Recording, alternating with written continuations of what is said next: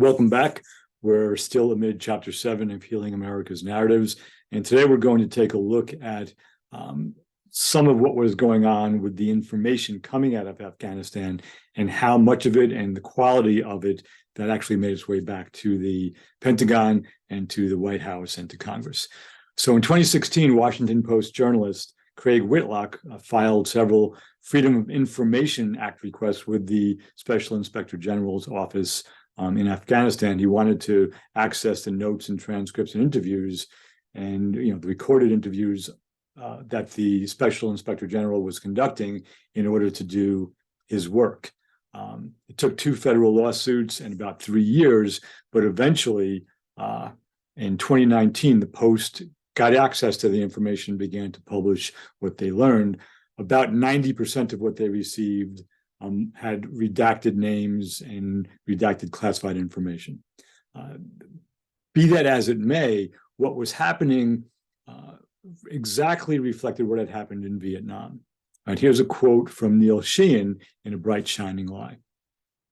The Vietnamese communists were fighting a war of national independence and survival. They had to be able to record dark hours and to learn to learn from them if they were to live to see sunny ones.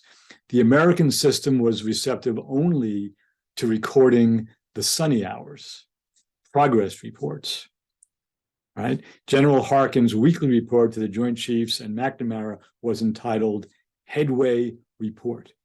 He had no lost way report for a contingency like the battle at Ap Bac. The reluctance to pass, and that's the end of the quote from Sheehan, the reluctance to pass truth up the chain of command transcends American political and military history. It's true in Russia. It was true in Iraq underneath Saddam Hussein. It's true everywhere. But we're speaking specifically, right, about the problem as it applies to what went on in Iraq and Afghanistan, and especially Afghanistan in this case.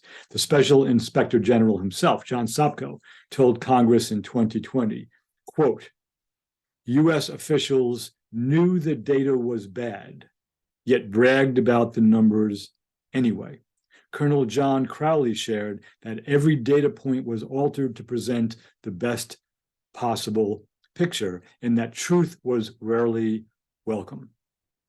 Whitlock concluded, reminiscent of Sheehan, that careerism, and that's Whitlock's word, led to both military officers and diplomats' hesitancy, quote, to pass negative assessments up the chain of command.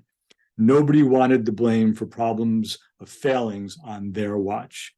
As a result, regardless of conditions, they claimed they were making progress, end quote. Again, that's from Whitlock.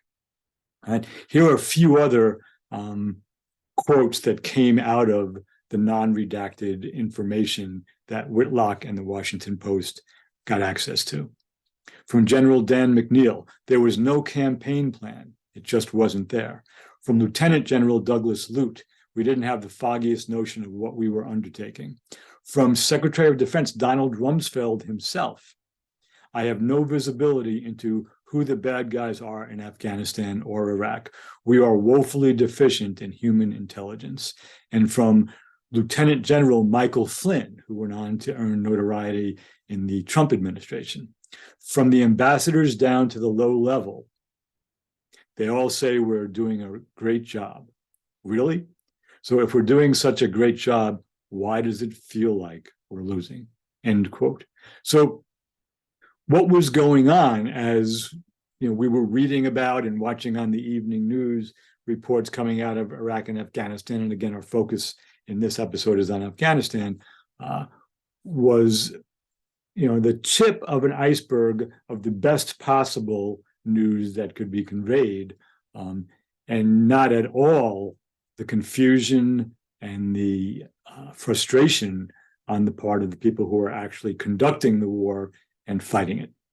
Not really a good way to conduct anything, much less a war, or to run a country. And again, it's been going on for decades, if not centuries, in the US.